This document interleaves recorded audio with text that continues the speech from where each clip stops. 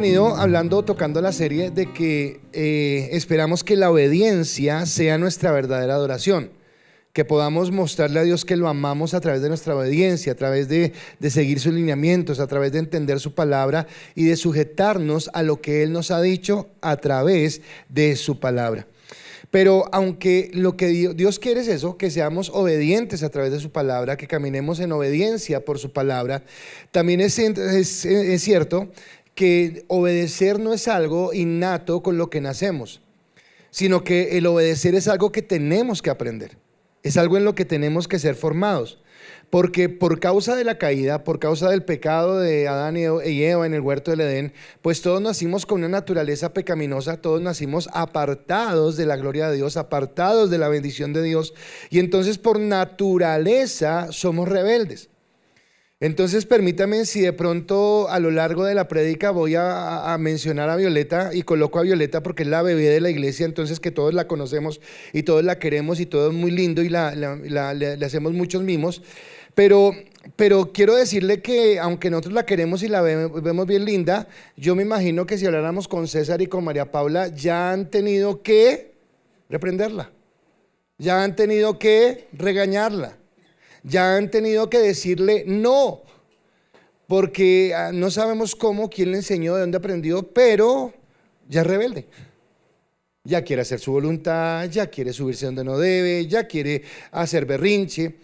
¿Y es por qué? Porque hace parte de nuestra naturaleza pecaminosa. Ahora, coloco a Violeta, que es la más pequeña, para decir, imagínese de ahí en adelante, pues todos nacimos con esa naturaleza apartada de Dios, apartada de la voluntad de Dios, donde por naturaleza queríamos hacer nuestra voluntad.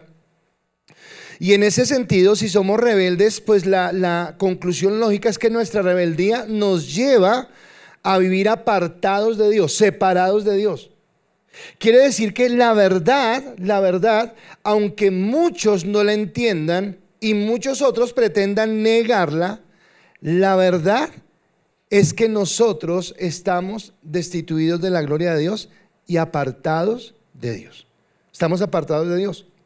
Entonces es mentira, como a veces nos dicen afuera en la calle, que todos somos hijos de Dios. ¿Ha escuchado? No, pues todos somos hijos de Dios. Todos somos hijos de Dios. No, la Biblia no dice eso. Es más, la Biblia dice que nadie nace siendo hijo de Dios, que es imposible por nuestra propia fuerza, que es imposible por nuestra propia capacidad llegar a ser hijos de Dios, porque nuestra condición pecaminosa nos separó, cortó la relación, muertos espiritualmente, apartados de la gloria de Dios. Imagínense, si nosotros nacimos en una naturaleza de rebeldía y empezamos a crecer y a ser formados en una sociedad rebelde, pues ¿a qué hemos llegado? ¿En qué vivimos? Entonces déjenme iniciar la charla enfocándonos en la parte de la familia. Déjenme empezarlo muy natural. Voy a hablar de la familia para darle el contexto a lo que yo quiero. Voy a hablarlo en lo natural. Entonces todos nosotros, todos los que estamos acá, nacimos de un papá y de una mamá, ¿verdad? Uy, pastor, ¿cuánto se demoró para entender eso? De razón que se demora tanto usted entendiendo esas cosas tan profundas. Pastor acaba de decir una verdad, todos nacimos de un papá y de una mamá. Pero aunque eso es obvio, como dice una amiga que tengo muy linda de la iglesia, obvio, aunque eso es obvio, también es obvio que no todos tuvimos padres que nos enseñaron obediencia, o que de pronto no la enseñaron bien. Entonces sí tuvimos padres biológicos, pero no quiere decir que hayamos tenido padres que nos hayan enseñado qué es el sentido verdadero de la obediencia y cómo debemos obedecer. Cuando Dios instituyó la familia, recuerden que la familia no es algo que inventó el hombre, la familia es algo que inventó Dios. Y ese invento, ese diseño, más que invento, ese diseño de Dios, viene desde antes de la caída. Cuando Dios diseñó la familia, diseñó para que hubiera un padre y una madre obedientes. Y para que ese padre y esa madre obedientes levantaran hijos que crecieran en principios, que crecieran en valores, y que esos hijos que bien formados por sus padres y con el ejemplo de sus padres crecieran en principios y valores, pudieran sujetarse a ellos, pudieran sujetarse a esos principios y valores, y sujetándose a ellos tuvieran vidas saludables y bienestar. Ese era el propósito de Dios, tan sencillo. Eso era todo lo que tocaba hacer. Que cada padre, que cada madre cogiera a sus hijos, le diera ejemplo primeramente con su vida, pero también con su enseñanza de lo que es el principio de Dios, de lo que es el valor de Dios, caminar conforme a ellos y listo, no hay problema, todos vivimos bien, felices y no hay ninguna circunstancia. Eso sería lo que se quisiera. Lastimosamente esto que le voy a decir no pasa ahora, o sea, parece que fuera de hoy, no, parece no, es de hoy. Pero no es únicamente de hoy, sino es lo que ha pasado a lo largo de la historia, a lo largo de la humanidad por la causa de la caída. Lastimosamente, la negligencia, el desinterés, el descuido, la falta de autoridad, las separaciones, los divorcios de padres irresponsables hizo que engendráramos hijos que sufrieran de esa ausencia de autoridad y ausencia de disciplina, o que no tuvieran la ausencia, pero que esa autoridad, esa disciplina fuera llevada de una manera equivocada, que esa autoridad fuera cambiada por autoritarismo, que esa disciplina fuera cambiada por manipulación y que tal vez creciéramos o sin ningún límite, sin ninguna forma buena, o que quisiéramos vivir de una manera inadecuada. Entonces, por ejemplo, vuelvo a colocar a Violeta y lo coloco es para el ejemplo de la prédica. Entonces todos vemos a Violeta y decimos tan linda, tan preciosa, pero si sus padres a partir de ahora no empiezan a colocar límites en ella, si sus padres no le enseñan buenos modales y se lo enseñan, créanme que en 3 o 4 meses todos vamos a decir, ay, tan linda, ¿y por qué no dejan en la casa? Porque tal vez si ella no tiene algo que la restrinja, si no tiene una disciplina, si no tiene algo, va a empezar a hacer pataleta, va a empezar a hacer bochinche en todo lugar. Y estoy colocándola ya como ejemplo de cada uno de nosotros en esa naturaleza pecaminosa que tenemos. Ahora, esas personas que sufren esa falta de autoridad, de disciplina, que crecen en orfandad, entonces de una manera inadecuada, o el problema es que esos hijos en orfandad un día se convertirán en padres. Y entonces esos padres levantarán a sus hijos aún con mayores dilemas o mayores problemas de los que crecieron ellos. Me acordé ahorita, no lo recordé en el primer servicio, pero ayer estábamos en una reunión con algunos varones de la iglesia y hablábamos acerca de David. Entonces Wilmar nos decía que algo le había dicho el entrenador de Jonier y le decía: Jonier, vea, usted puede hacer todo bien todo el año, pero al último lo van a evaluar por el último partido. Fue lo que nos dijiste, ¿verdad? Ahora piensa en David, el dulce cantor de Israel, el gran estadista, el gran rey, el hombre conforme al corazón de Dios. Ay, pero también nos acordamos que miró a Betsabé.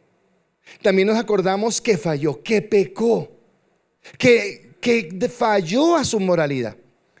Y resulta que este hombre, David, falló a su moralidad y desde ese momento su ministerio no volvió a ser el mismo. ¿Alguien sabe cuál fue el pecado de Salomón? Las mujeres. O sea que fue peor aún, fue una herencia que dejó. Y entonces vamos creciendo esto como una bola de nieve al punto de tener la sociedad en la que vivimos hoy, que la sociedad en la que vivimos hoy, el contexto en el que vivimos es una sociedad rebelde, una sociedad obstinada, una sociedad voluntariosa. Ahora espero que usted esté viviendo en la misma sociedad mía, porque pronto usted dirá: ¿dónde, pastor? ¿Usted sí ha visto eso? Pues yo sí he visto, empezando por mí, rebeldía, obstinación, ser voluntariosos, y es lo que vivimos. Pero esto se agrava, esto se convierte más duro, más fuerte, cuando de pronto levantamos hijos que no tienen disciplina, que no tienen principios, que de pronto les aceptamos o les llevamos la corriente en todo lo que esto, y hace que esa sociedad se agrave, porque hoy levantamos o vemos una sociedad que es incapaz de lidiar con la presión, o que tal vez no sabe afrontar el dolor o la frustración. Y entonces cada situación que pasa, entonces ya se vuelve una tragedia, porque no, y esto se acabó y el mundo no tiene sentido, porque como no lo hemos enseñado a formarse, a tener un carácter, entonces viene una situación difícil. Ahora, escúcheme, el dolor en sí mismo hace parte de nuestra sociedad. Esta mañana me estaba listando para venir a la iglesia, y en un momento eso que usted está con sus pensamientos y estaba pensando en algunas personas que tengo que prestarles mucha atención. Y resulta que de pronto el domingo todos venimos felices a la iglesia a adorar al Señor. Pero aunque todos venimos felices a la iglesia a adorar al Señor, muchos de ustedes no saben lo que está viviendo la persona que está a su lado. porque hay algunos que están afrontando separaciones, porque hay algunos que están enfrentando enfermedades, porque hay algunos que están enfrentando situaciones económicas duras.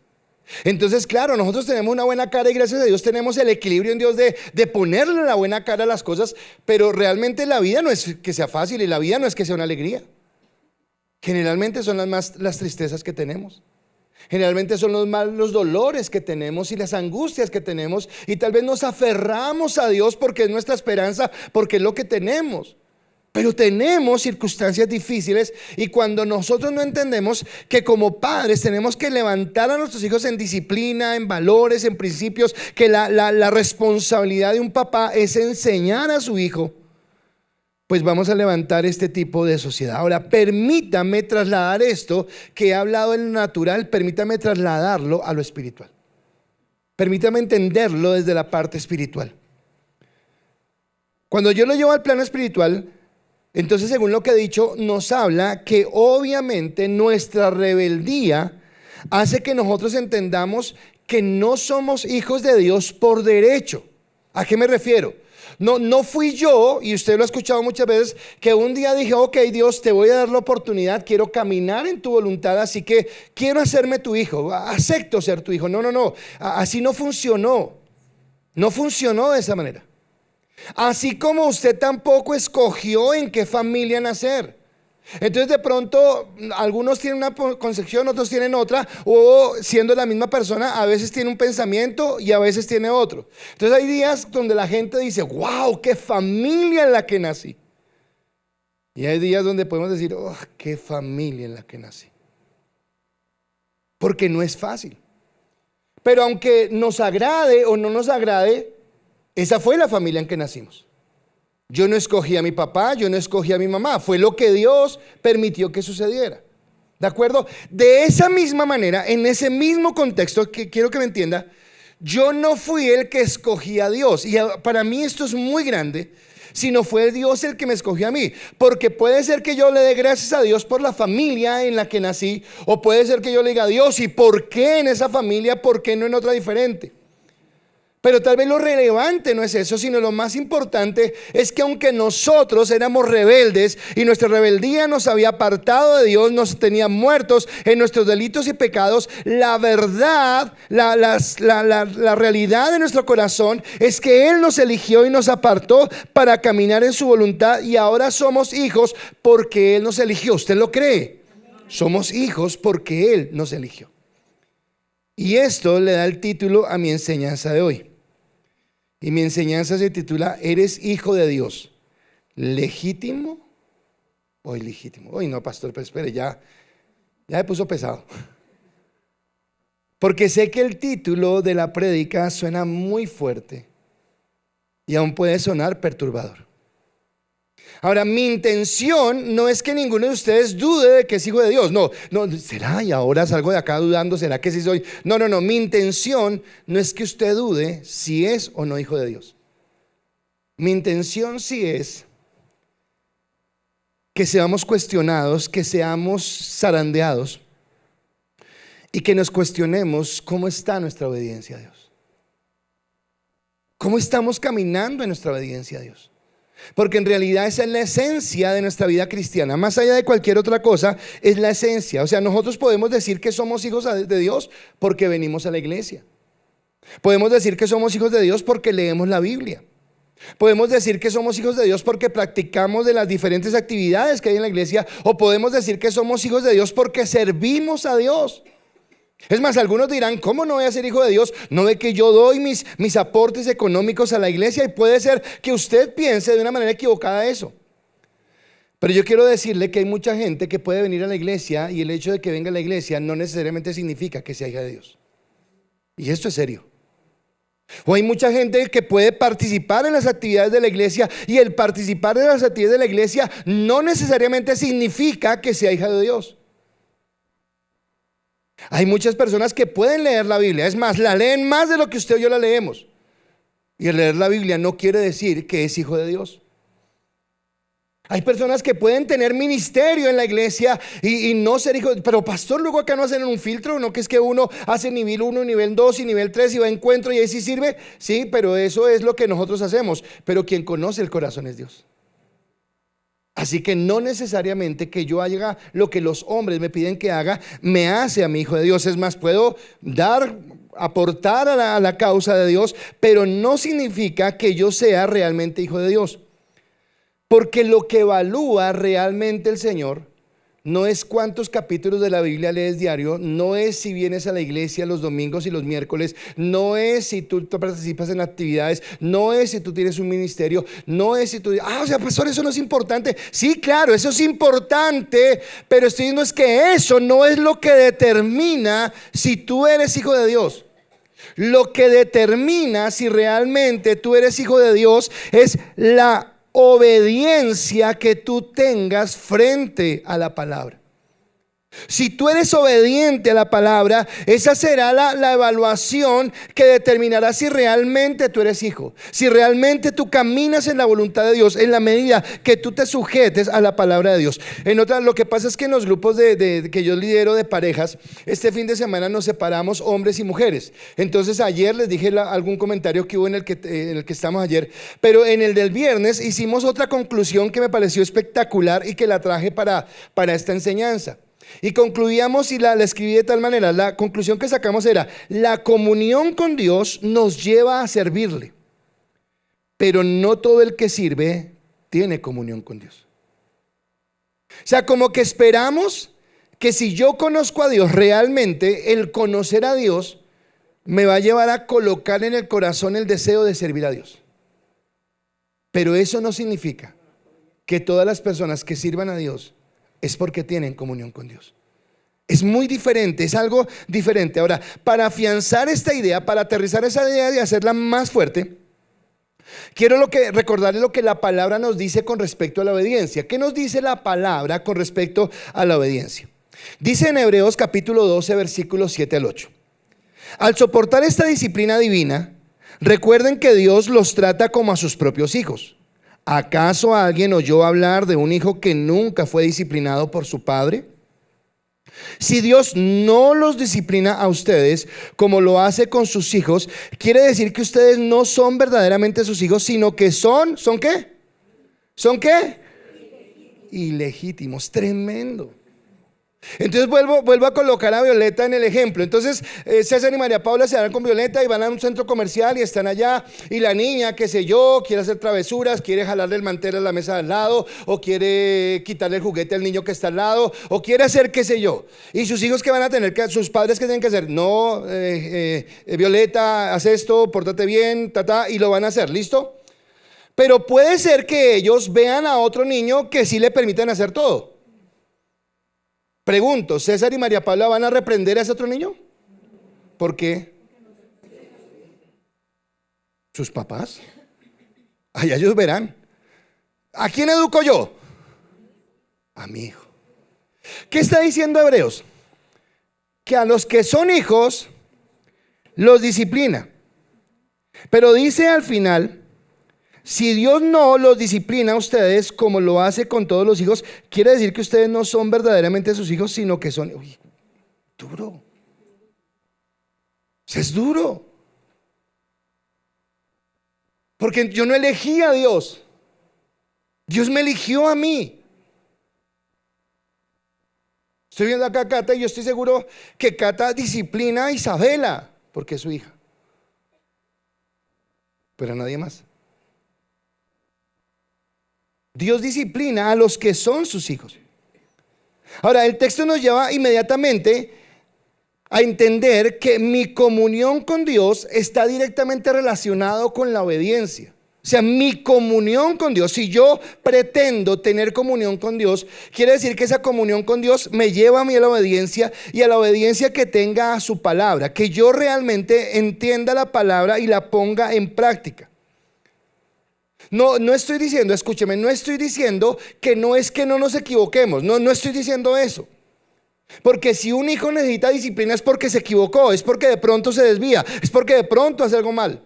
Lo que estamos diciendo es que Dios va a disciplinar, va a enderezar el camino, va a corregir del hijo, le va a llamar la atención al hijo, no a otra persona. Y entonces en ese contexto quiero preguntarte en este momento, ¿eres hijo legítimo o eres ilegítimo? Uy, sí, pero espere, suena duro. Vuelvo a repetirle, no quiero que usted tenga duda de su posición en Dios, pero sí quiero cuestionarlo y me cuestiono yo mismo. Me cuestiono porque fallamos. Me cuestiono porque somos muy débiles, me cuestiono porque nos despistamos muy fácil, me cuestiono porque amando a Dios y queriendo a Dios resultamos haciendo cosas que no quisiéramos hacer, actuando de maneras que no debiéramos actuar. Y digo, ¿pero qué pasa? Pero si amamos a Dios y lo colocamos en primer lugar, si Él es el Señor de nuestra vida. Ahorita los chicos de la alabanza estaban en su devocional y decía Cata, en la parte que le correspondía a ella, decía que nuestra carne se deleita en las cosas que desagradan a Dios. Y ese es el problema, que en mi carne hay orgullo, hay vanidad, hay soberbia, hay prepotencia, y todo esto tiene que ser cambiado. Por un momento piense en Violeta o en un bebé que se deje sin disciplina. ¿Cómo es ese bebé sin disciplina a los 10 años? Una ternura ese bebé. Una belleza se ve. Bueno, ¿sabe? Dios nos frena, Dios nos llama la atención. Si Dios no nos frenara, peor que la gente que vivió en Sodoma y Gomorra seríamos nosotros. Si Dios no nos restringiera, porque nuestra naturaleza es rebelde, porque nuestra naturaleza es apartada de Dios. Y tal vez pienso que la porción del Salmo 119 que nos corresponde estudiar en esta mañana es la que nos va a hablar de esa posición en Dios, de lo que usted y yo somos en Dios, del lugar que tenemos en Dios. Por eso permítame leerle el Salmo, y después de leer el Salmo quiero desarrollar lo que Dios colocó en mi corazón para compartir en esta mañana. Dice el Salmo 119 del versículo 65 al versículo 72 de la siguiente manera: Señor, has hecho muchas cosas buenas a mi favor, tal como lo prometiste. Creo en tus mandamientos, ahora enséñame el buen juicio y dame conocimiento. Yo solía desviarme hasta que me disciplinaste, pero ahora sigo de cerca tu palabra. Tú eres bueno y haces únicamente el bien, enséñame tus decretos. Los arrogantes me difaman con mentiras, pero la verdad es que obedezco tus mandamientos con todo el corazón. El corazón de ellos es torpe y necio. Yo en cambio me deleito en tus enseñanzas. El sufrimiento me hizo bien porque me enseñó a prestar atención a tus decretos. Tus enseñanzas son más valiosas para mí que millones de oro y de plata. Amén.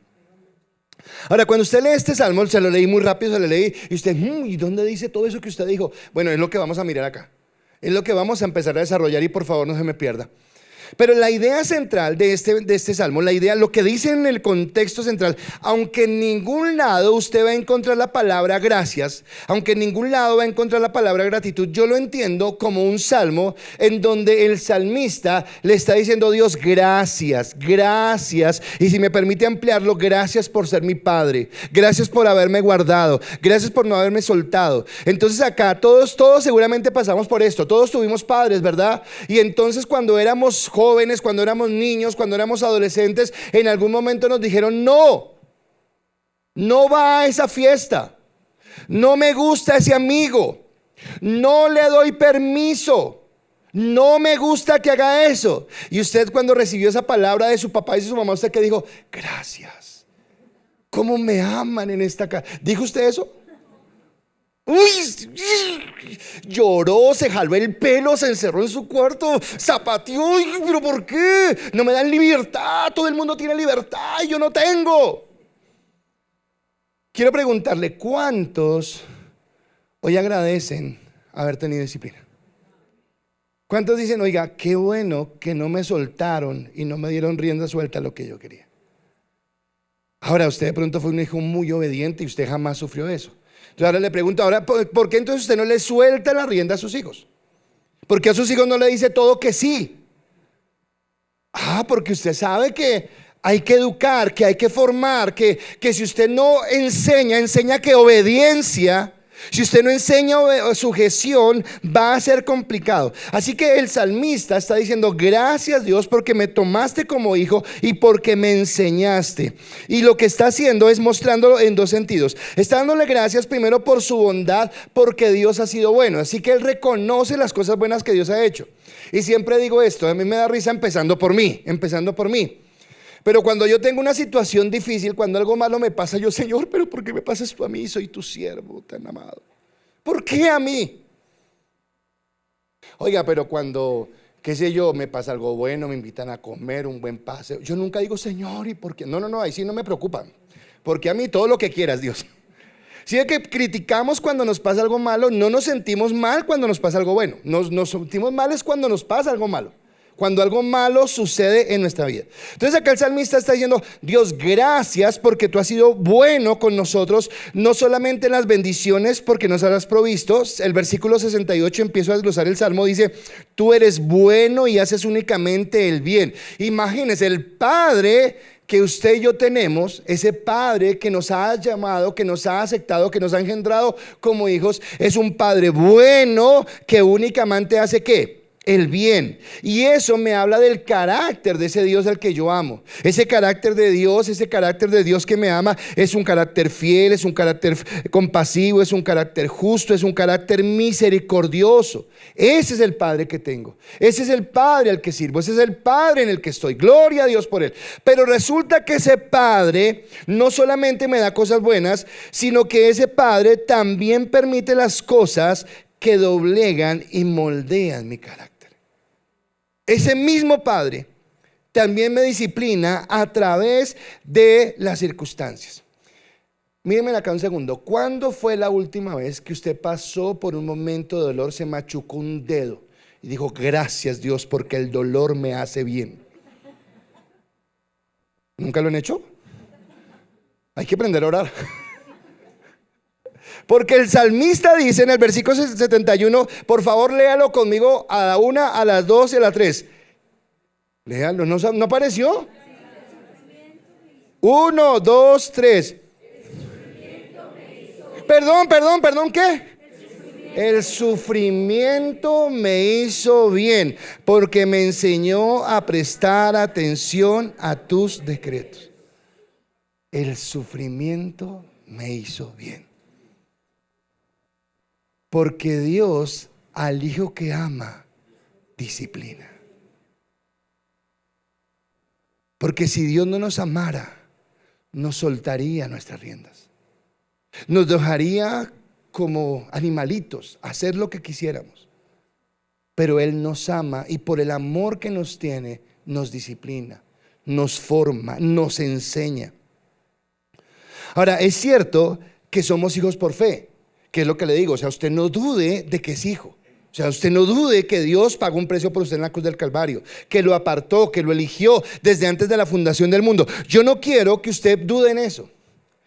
Pero sí quiero recordarle, no va a aparecer en las pantallas, pero quiero recordarle lo que dice Santiago. Porque Santiago dice: muéstrame tu fe sin obras, y yo te mostraré mi fe por las obras. Así que no es suficiente con decir yo soy hijo de Dios, sino que si yo digo que soy hijo de Dios, debo comportarme como un hijo de Dios. Debo actuar como un hijo de Dios. Debo pensar y hablar como un hijo de Dios, porque soy su hijo y porque esto es lo que demuestra. Y entonces mi fe será mi actitud de adoración. Y entonces usted dirá: adoración, o sea, ¿qué significa que ahora canto por la noche, por la mañana, en el trabajo, en el supermercado? No, dijimos que la adoración no es el canto. Dijimos que la adoración es la obediencia. Dijimos que lo que Dios quiere es que mi adoración a Él sea que rinda mi vida, para que cada acción que yo tenga en obediencia muestre que Él realmente es importante para mí. Y obedecer no siempre es agradable. Obedecer no siempre es bueno. Obedecer no es algo que nos alegre en la medida de lo que Dios nos da. Eso no es algo que agrada, pero es lo que Dios nos está pidiendo, que seamos obedientes a su palabra. Así que vamos a mirar el contraste entre quien es un hijo y quien es una persona ilegítima ante Dios. ¿Cuál es el contraste? ¿Cuál es la diferencia entre el hijo verdadero y el ilegítimo delante de Dios? Porque ya dijimos, no es venir a la iglesia, no es que yo esté predicando, no es que canten bonito, no es que sirvamos en la puerta, no es que manejemos una cámara, no es que usted haya venido a culto, no es que ahorita vaya a su diezmo. Eso no es lo que nos hace, sí, de su diezmo por favor, pero no es lo que nos hace a nosotros realmente hijos. Lo que nos hace a nosotros realmente hijos es caminar en la voluntad de Dios. Así que mi primer pensamiento es este: el hijo legítimo es formado en disciplina. El hijo legítimo es formado en disciplina. Y hago énfasis en la palabra formado, porque resulta que nosotros no éramos por naturaleza disciplinados, sino que cuando fuimos adoptados como hijos, empezamos a aprender esa disciplina, empezamos a caminar en esa disciplina. Me encanta como dice el Salmo 119, el versículo 67. Yo solía desviarme. Sí, sí, como cuando uno se desvía, ¿no? Yo solía desviarme, está diciendo el salmista. Ahora, ¿cómo caminábamos cada uno de nosotros antes de conocer a Cristo? ¿Cuál era nuestra forma de actuar antes de conocer a Cristo? Nos habíamos desviado del camino. Caminábamos en la oscuridad. No teníamos claridad de nuestros pensamientos, de nuestras acciones. Yo solía desviarme hasta que me disciplinaste, pero ahora sigo de cerca tu palabra. Yo solía desviarme hasta que me disciplinaste, pero ahora sigo de cerca tu palabra. Entonces nosotros caminábamos en rebeldía, y la rebeldía que causaba en nosotros nos apartaba de Dios. Cada que usted, escúcheme, cada que usted tiene un acto rebelde, cada que usted es rebelde con Dios, lo que está haciendo es apartarse. Por eso hablamos de personas que están muertas espiritualmente. En la clase ahorita del seminario estamos hablando de que cuando nacemos, cuando usted nace, sí, claro, usted lo lleva en el médico y el médico le dice la estatura está bien, el peso está bien, nació vivo. Pero cuando dicen que nació vivo, están hablando biológicamente está vivo. Pero espiritualmente, ¿cómo nacimos? Separados de Dios, apartados de Dios, muertos en delitos y pecados. Por eso es que yo no soy hijo de Dios por la cuna. No, es que mi papá y mi mamá y mi abuelo y mi tatarabuelo y mi bisabuelo. No. Es una decisión personal. Yo soy cristiano por mí, pero el que yo sea cristiano no hace cristiano a mi esposa. Si tuviera hijos no haría cristiano a mis hijos. Es una decisión que cada persona de una manera individual debe tomar por Dios, y que la rebeldía nos aparta de Él. Ahora, Dios usa el sufrimiento, las dificultades, para que nosotros como hijos seamos moldeados en el carácter. Dios usa el sufrimiento. Y entonces hay momentos donde hemos pasado situaciones difíciles. Y hay momentos donde pasamos desiertos, como les he dicho. Pero ¿sabe que la palabra dice que nosotros aprendemos más en los desiertos que en los momentos de alegría? Cuando usted está en la fiesta, cuando usted está en el paseo, cuando está recibiendo la herencia, cuando está haciendo, tal vez ahí no hay tantas cosas que aprender. Pero cuando usted está en una cama enfermo, cuando usted está en una situación difícil en su familia, cuando algo viene que le causa dolor y le causa tristeza, es ahí cuando, si somos verdaderamente hijos de Dios, ese dolor nos va a llevar a buscar a Dios. Y nos va a llevar a decir: Señor, no encuentro la salida, no entiendo cómo salir de esto y necesito caminar contigo. Ahorita se lo voy a desarrollar un poquito más. Pero hay un texto en Oseas, no tengo el versículo, pero sí es que está en Oseas. Pero dice: te llevé al desierto y allí te mostré mi amor. Wow. Y está hablando de ese Padre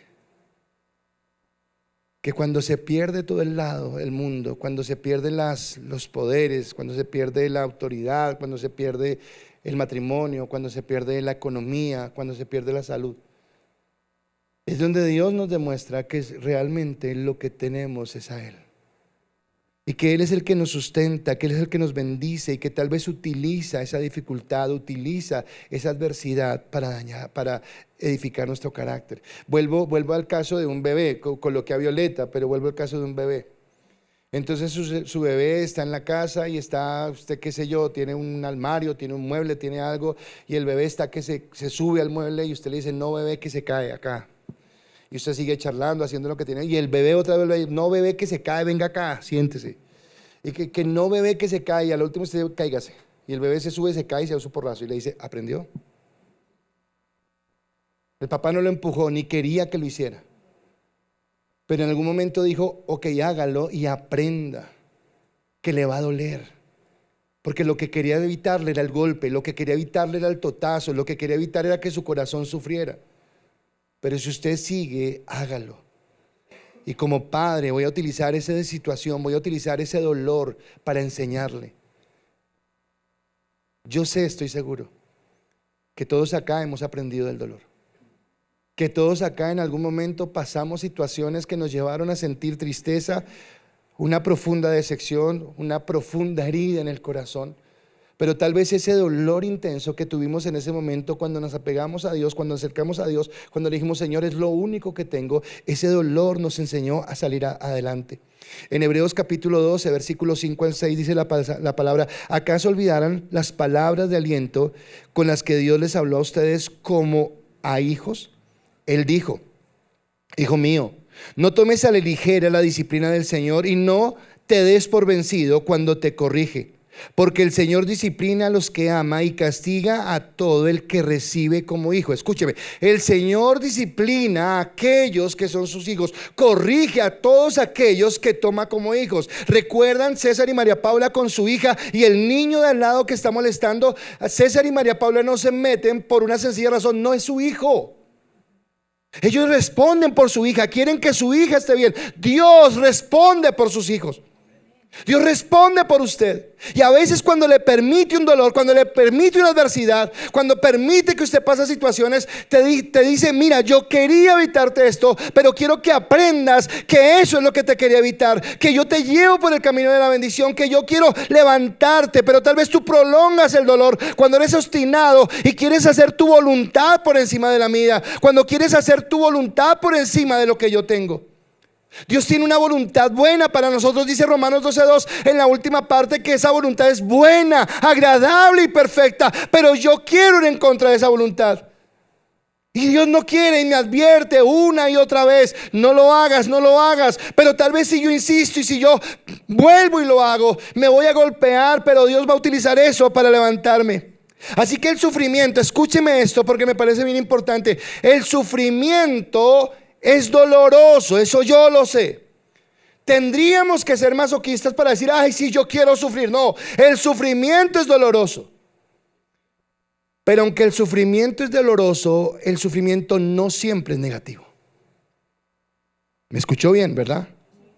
El sufrimiento es doloroso, pero no siempre el sufrimiento es negativo. Por eso el salmista dice, el sufrimiento me hizo bien, porque me enseñó a prestar atención a tus decretos. Así que hay ocasiones en las que podemos agradecer, ya que ese sufrimiento nos llevó a conocer el amor de Dios. Yo quiero confesarme una vez más, como lo he hecho más de una vez. Pero uno de los pecados con los que yo más lucho es con el orgullo. Pero lucho fuerte. Y en más de una vez Dios ha permitido que me dé el totazo. En más de una vez Dios ha permitido que me dé duro contra el mundo y me dice, aprendes. ¿Por qué? Porque somos obstinados. Porque la palabra no dice que como hijos entonces no nos vamos a equivocar. Violeta es hermosa, pero se equivoca. Pero por eso tiene unos padres que la corrijan para que levante su vida en valores y principios. Nosotros como hijos de Dios tenemos un padre que cuando nos equivocamos nos disciplina, nos dice, mira, yo quería evitarte esto, pero quiero que entiendas, quiero que aprendas qué es lo que quiero llevarte. Entonces cuando yo por mi desobediencia, por mi pecado, por mi maldad, tengo que pasar un momento de dolor, tengo que pasar un momento de tristeza, al final lo que me permite ese momento de tristeza es conocer que tengo un Dios amoroso. Es conocer que tengo un Dios que me ama, que tengo un Dios que tiende su mano, que tengo un Dios que me levanta. ¿Cuántos hemos escuchado la historia del hijo pródigo? Y cuando hablamos del hijo pródigo, vemos a un muchacho que un día, primeramente por su carne, en su carne que se llenó de motivos, se sintió perfecto, se sintió más sabio que su papá, se llenó de prepotencia, se llenó de arrogancia, dijo: me voy de esta casa, déme mi herencia, lo que me corresponde. Esa era su carne. Y estando en su carne arrogante, fue deslumbrado por un mundo, porque le deslumbró el mundo con su pompa, con sus luces, con su esplendor. Porque generalmente cuando nos apartamos es porque algo nos deslumbra. Porque el mundo siempre nos está diciendo que tiene algo espectacular para nosotros, que cómo es posible que nos vayamos a perder de eso tan bueno que tiene el mundo. Tú no te lo puedes perder, todo el mundo lo está disfrutando, ¿no lo vas a disfrutar tú? Y entonces nos lleva a disfrutar eso, para tristemente al final saber que lo que nos vendió el enemigo fue solo humo, y que lo que queda al final es basura, y que lo que termina al final es solamente dolor. Porque el hijo pródigo, después de que fue y vendió todo lo que tenía y lo gastó con sus amigos, porque cuando tenía tuvo amigos, porque cuando estaba en las cosas malas tenía quien lo acompañara, pero cuando se acabó la salud, cuando se acabó el dinero, cuando se acabó todo, quedó solo. El joven llegó a un lugar, y dice la palabra en Lucas 15, el joven llegó a tener tanta hambre que hasta las algarrobas con las que alimentaban a los cerdos le parecían buenas para comer, pero nadie le dio nada, ni siquiera las algarrobas. Y eso es lo que hace el mundo, porque estaba en la casa del Padre, y en la casa del Padre estaba bien. En términos colombianos diría: porque la buena vida cansa y la mala mansa. Estaba bien, tenía sustento, tenía su provisión, pero se fue a vivir de esa manera y ahora está teniendo un profundo dolor. Pero escúcheme, acá viene la diferencia entre el que es hijo y el que es ilegítimo. Porque tal vez usted y yo conocemos personas que, aunque están pasando lo más peor de su vida y están en dolor, no tienen la menor intención de doblegar su orgullo. Soy yo, y no vuelvo, y no cambio, y esto fue lo que yo elegí. Y tal vez muestran que realmente no son hijos, sino son ilegítimos. Pero acá dice que este hijo recibió la revelación. El hijo entendió, escúcheme, porque Dios el Padre no lo mandó a ese lugar, él solo se lo buscó. Pero ahora, en este momento de amargura, en este momento de dolor, el hijo es consciente de las consecuencias de su desobediencia. Él dice: qué tonto soy. Lo tenía todo en mi casa, estaba bien en mi casa, no me faltaba nada, y ahora todo está patas arriba. Todo lo que estaba ordenado cambió. Mi salud, mi economía, mi familia. Tenía ducha, tenía agua caliente, tenía buena cama. Ahora estoy acá al lado de estos marranos y ni siquiera las sobras de estos marranos me dejan comer. Y el estómago me cruje de hambre, y tenía todo. ¿Por qué? Porque fui desobediente, porque me aparté. Y esa condición de hijo pródigo nos caracteriza a cada uno de nosotros, porque hay momentos donde decidimos más por nuestra voluntad, más por nuestro deseo, más por nuestra voluntariosidad o nuestra obstinación que por la palabra de Dios. Pero cuando Él, escúcheme, y esta es la diferencia que hay en un hijo a una persona que no es hija. Cuando este hombre recibe la revelación, yo no sé cuánto duró el proceso, yo no sé cuánto duró el dolor, yo no sé cuánto duró, la palabra no nos dice cuánto tiempo duró este tipo en este desierto. Pero al final dice: cuando finalmente entró en razón. Escúcheme, cuando finalmente, quiere decir que antes estaba actuando irracionalmente. Quiere decir que antes estaba actuando. Me duele decir esto, porque muchas veces caminamos así.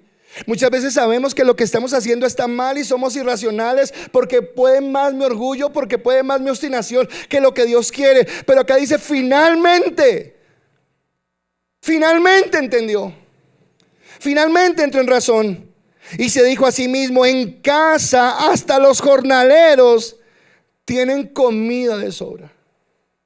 Hasta los jornaleros. Y aquí estoy yo, muriéndome de hambre. ¿Debería él morirse de hambre? ¿Debería tener hambre? Pero fue su obstinación la que lo llevó a eso.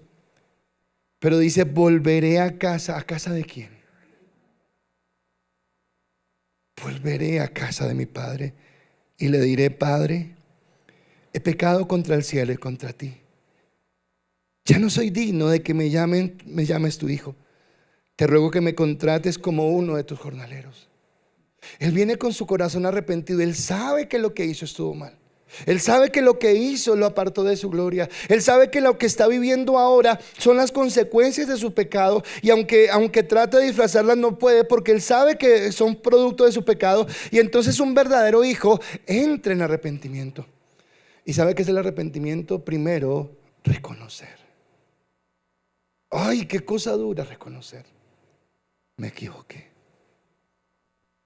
Lo que hice estuvo mal.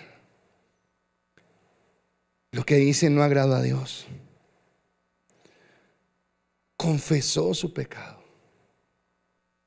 Dijo: perdóname porque fallé, ofendí, dañé, herí. Después se arrepintió, que arrepentirse es cambiar de actitud. Dijo: volveré. No te vayas, Andrés, quédate. Bueno, ahí hay otro sitio, te quedas. Volveré a casa de mi padre. Volveré a la casa del que me ama verdaderamente. Y lo más especial, y confío en que Él me perdonará. Confío en que no importa que tanto me haya caído, que tan hondo haya caído, que tan mal esté, ese Padre siempre tendrá sus brazos abiertos para recibirme una vez más, para restaurarme una vez más, para levantarme una vez más.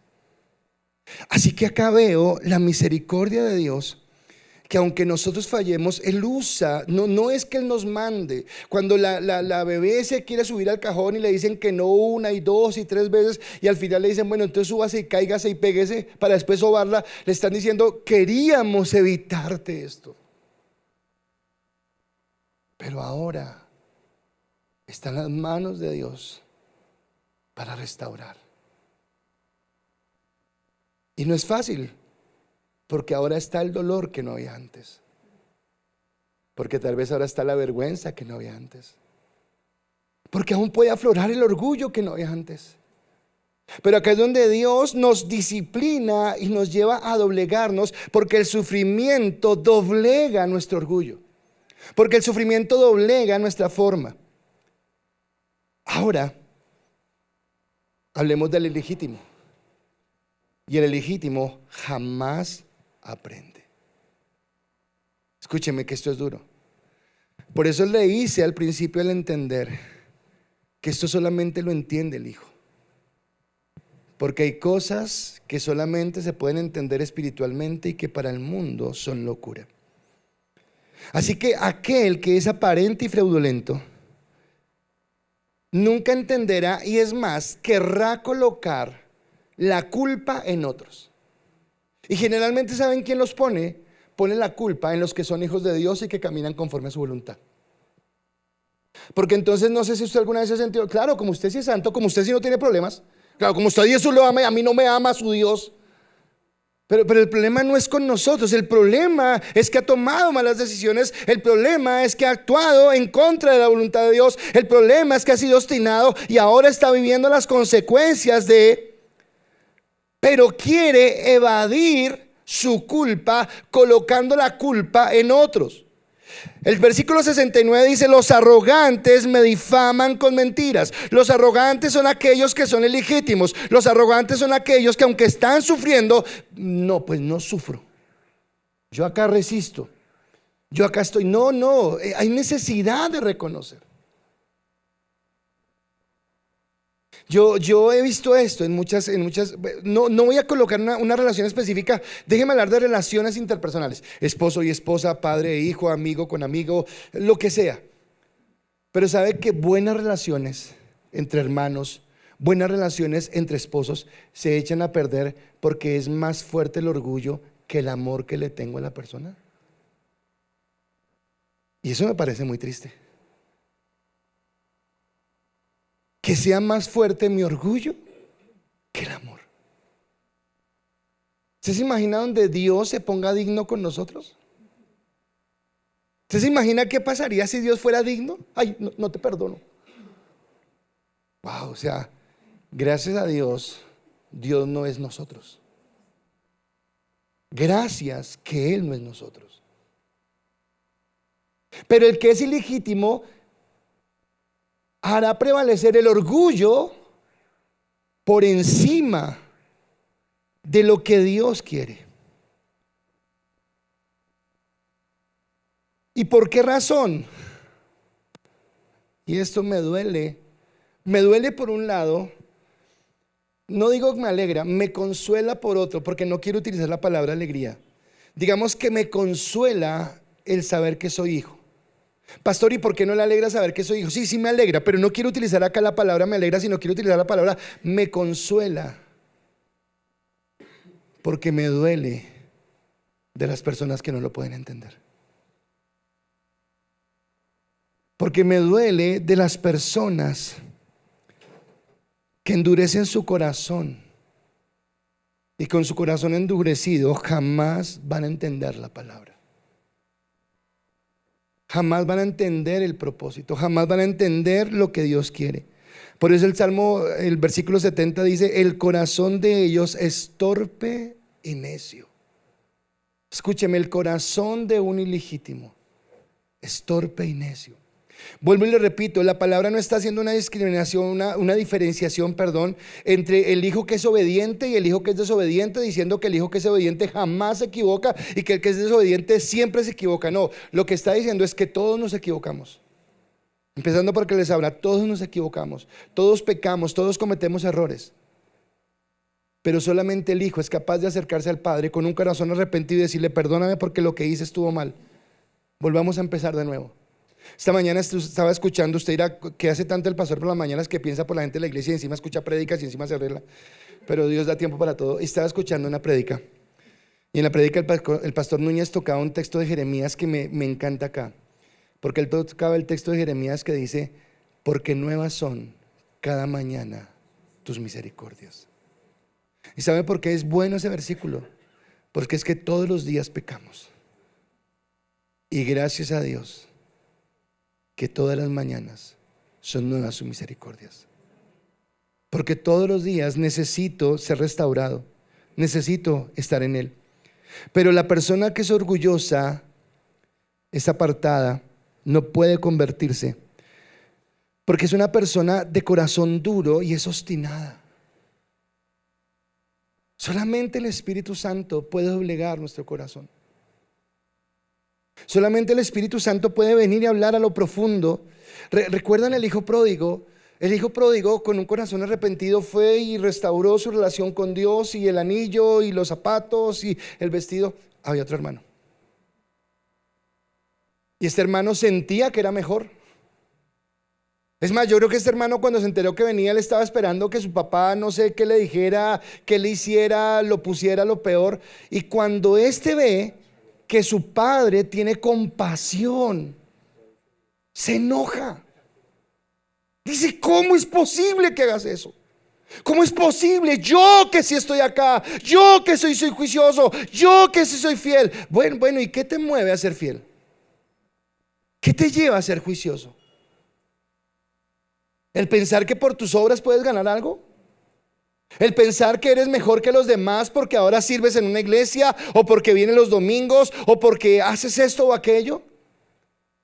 Cuando tenemos que entender que todos pecamos, todos estábamos destituidos de la gloria de Dios, y que solamente su misericordia, su amor y su bendición nos levanta. Así que lo que estaba haciendo este hijo mayor era mostrando realmente lo que había en su corazón. Y aunque durante el tiempo que el hijo pródigo estuvo en su desorden, este hombre fue juicioso, obediente a su padre, le cuidó su ganado, le cuidó las finanzas, estuvo bien administrado. Ahora él muestra la intención de su corazón. Vuelve a lo que le dijo el entrenador a Junior: nos van a juzgar por lo último que hicimos. Y esto último que hizo ese hombre sacó a la luz lo que había en su corazón. Eso era lo que había en el corazón de él. Pablo describe este tipo de personas en la carta que le escribe a Timoteo y dice lo siguiente: ahora bien, el Espíritu Santo nos dice claramente que en los últimos tiempos algunos se apartarán de la fe verdadera, seguirán espíritus engañosos y enseñanzas que provienen de demonios. Versículo 2: estas personas son hipócritas y mentirosas y tienen muerta la conciencia. Wow. O sea, Pablo no se guarda nada. Dice que ese tipo de personas que no son hijos son hipócritas, mentirosos y tienen muerta la conciencia. Si tú estás acá y si esta palabra mueve algo en tu corazón, eso te está diciendo que tú no eres ese hipócrita, que tú no eres ese mentiroso, ni tienes la conciencia muerta. Lo que te está diciendo es que tienes una lucha y que esa lucha no la puedes ganar en tus fuerzas, que esa lucha no la puedes derrotar en tu propia capacidad, sino que necesitas a Dios para que Dios te cambie, te transforme. Y entonces termino con el paralelo que hay entre el hijo que el hijo valora lo que el ilegítimo desprecia. El verdadero hijo aprende, y aprende primero ¿cómo? De la aflicción y el dolor. Vea, yo no sé si me equivoque, pero si me equivoco con 3 personas, y eso es mucho, no me equivoco con 4. Pero es muy dudoso que alguien, estando en la cima de su vida, buen trabajo, buena casa, buenas finanzas, buenas todo, diga, ok, voy a buscar a Dios. No. Generalmente, cuando llegamos a Dios, porque estamos vueltos nada. Porque estábamos en dolor, porque estábamos en angustia, porque intentamos esto, intentamos aquello, buscamos acá, golpeamos esta puerta, buscamos en una persona, buscamos en un trabajo, buscamos en un título, buscamos en un grupo de amigos, buscamos en lo que fuera y no encontramos nada, y al final encontramos a Dios. Y a través de la aflicción y del dolor que estábamos viviendo, a través de las consecuencias que teníamos por esas malas decisiones que tomamos, que nos apartaron de su voluntad, fue cuando aprendimos a conocer a Dios. Por eso, una vez más, dice el salmista: el sufrimiento me hizo bien porque me enseñó a prestar atención a tus decretos. ¿Cuántos de ustedes hoy leen la palabra? ¿Cuántos de ustedes hoy caminan en el Señor? ¿Cuántos de ustedes hoy tienen el deseo de caminar a Dios? ¿Ha sido su intención toda la vida? Desde que nacieron toda la vida dijeron: oh Señor, queremos buscarte. No. Fue después de la adversidad, fue después del dolor, fue después de la angustia, donde usted dijo: no, tengo que ponerle un alto a mi vida, yo no puedo seguir por acá. Muchos de nosotros, muchos de los que estamos acá, sabemos que si no hubiéramos encontrado al Señor, estaríamos hoy en una cárcel, o estaríamos en un cementerio, o estaríamos en un manicomio, o estaríamos con una vida vuelta a nada, en vicios, en desgracia, en dolor. Pero gracias a Él, un día Él extendió su mano, nos levantó, nos rescató. Espérame, mírame acá, mírame acá. Piensa en ese momento. Por favor, no olvides ese momento. Pero hubo un momento donde Dios metió su mano a la caneca de la basura, y en esa caneca de basura te encontró a ti y te sacó, te lavó, te limpió y te dio vida nueva. Eso es lo que hace tu Padre. Es la manera como te levanta, porque es el amor. ¿Y cómo lo hizo? A través del sufrimiento. Porque Él no solamente secó tus lágrimas, porque Él no solamente sanó tus heridas, sino solamente te dio la palma de la espalda. Él te levantó y te sustentó. No hay acá uno que pueda levantar la mano y decir: yo jamás me he equivocado. Todos nos hemos equivocado, todos nos hemos apartado, pero hemos tenido que ser restaurados. Y esa restauración ha venido directamente de Dios. Pero cuando somos restaurados y cuando entendemos, no quiere decir que no nos equivoquemos, pero tal vez nos equivocamos menos, porque ahora le damos el gran valor a su palabra, porque ahora entendemos que su palabra es la que nos enseña. Y ya cuando nos digan: no se suba en ese cajón, ya sabemos que es papá el que está hablando, y entendemos que si Él lo dices por algo. Y entonces recuerdan que hemos hablado tanto de no comprometer el corazón. Escúcheme, la palabra dice: de toda cosa guardada, Guarda tu corazón, porque de él mana la vida. Y cuando tú comprometes tu corazón con algo que es diferente a Dios, es cuando empiezas a perder. Pero cuando tú has sido restaurado, cuando tú de pronto comprometiste tu corazón y te pegaste y sufriste y tuviste dolor y Dios te llevó al desierto y en el desierto te habló y te mostró su amor y vuelve y te restaura, ahora ya tú no tienes que tener otro sufrimiento para entender la voluntad de Dios. Porque dice el Salmo en el versículo 72: tus enseñanzas son más valiosas para mí que millones en oro y plata. Y escúcheme, el salmista no colocó esto solamente para que rimara y sonara muy bonito, es porque realmente es lo que él piensa, y es que la palabra de Dios es más valiosa que todas las riquezas del mundo juntas. La palabra de Dios es la que nos alienta, la que nos bendice, la que nos fortalece. Ahora, desafortunadamente, el ilegítimo jamás aprenderá del dolor, mucho menos de la palabra, porque su corazón está endurecido. Versículo 70: el corazón de ellos es torpe y necio. El corazón de ellos es torpe y necio. Así que el salmista, como lo dije al principio, está expresando su gratitud a Dios por haberlo escogido como hijo. Yo quiero preguntarte, ¿en esta mañana tienes gratitud? En esta mañana puedes realmente darle el valor, la dimensión a lo que significa ser hijo de Dios, que trasciende cualquier concepto de religión o de secta o de lo que usted quiera, sino realmente es tener una relación con el Dios verdadero, con el Dios creador del universo, del cielo, de las estrellas, de todo cuanto existe, que un día colocó su mirada sobre ti para levantarte y fortalecerte.